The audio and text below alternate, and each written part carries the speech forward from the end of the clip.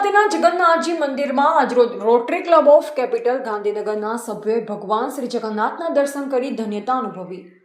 જગન્નાથ મંદિર અડાલજ દ્વારા દર વર્ષે ભગવાન શ્રી જગન્નાથજીની રથયાત્રાનો કાર્યક્રમ ખૂબ જ હર્ષોલ્લાસ અને ભક્તિભાવપૂર્વક ઉજવવામાં આવે છે.